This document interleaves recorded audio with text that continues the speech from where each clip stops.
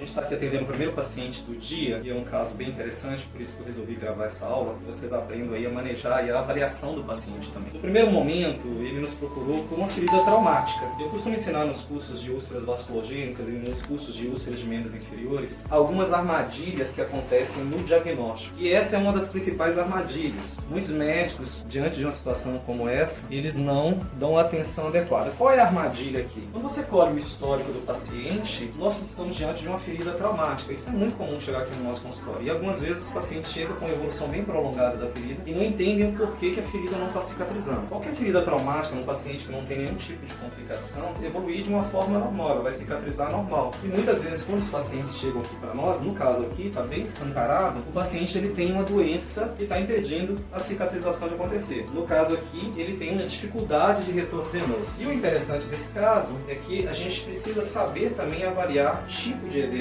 E isso pode causar muita confusão na hora de escolher o tratamento para o paciente. O edema nos membros inferiores, ele pode ter várias etiologias. A primeira delas, a insuficiência venosa, uma incompetência em bombear esse sangue pelas veias. Essa incompetência é causada por obesidade, múltiplas gestações, secundária também pós-trombose, secundária síndrome pós-trombótica. O paciente desenvolve aqui dano nas veias, impedindo o retorno venoso. Uma outra causa que está bem característica nesse paciente aqui é o linfedema. Ele pode ter as duas coisas associadas. Ele tem sintomas aqui da insuficiência venosa, que a gente vê a dermatite ocre, mas é um nítido também a gente saber diferenciar o linfedema. Qual que é a característica do linfedema em relação à diferenciação do edema da insuficiência venosa? Essa característica da pele aqui, ó, você vê, ele não é um edema uniforme. Ele geralmente forma essas ondulações e a pele do paciente fica com um aspecto de casca de laranja. Então esse é um típico edema provocado por linfedema.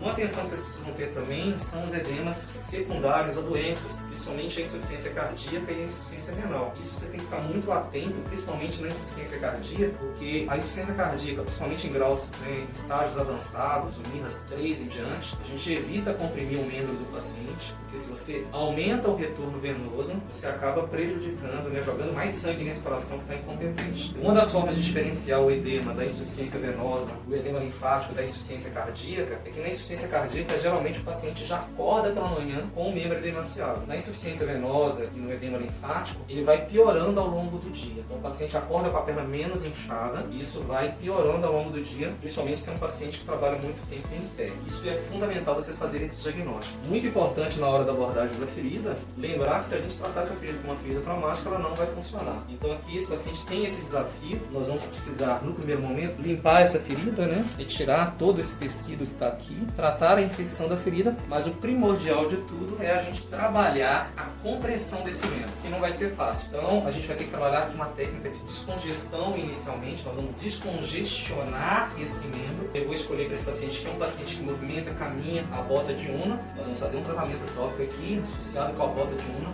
para descongestionar. E no segundo momento, quando a gente estiver com essa perna descongestionada, eu acredito até que a ferida vai cicatrizar antes da descongestão acontecer, nós vamos fazer a fase de manutenção do linfedema. E aí a gente pode usar as meias elásticas. Eu gosto muito de usar os sistemas de velcro. Nós temos alguns dispositivos de velcro hoje no mercado que facilita a aplicação e ajuda muito o paciente no tratamento do linfedema.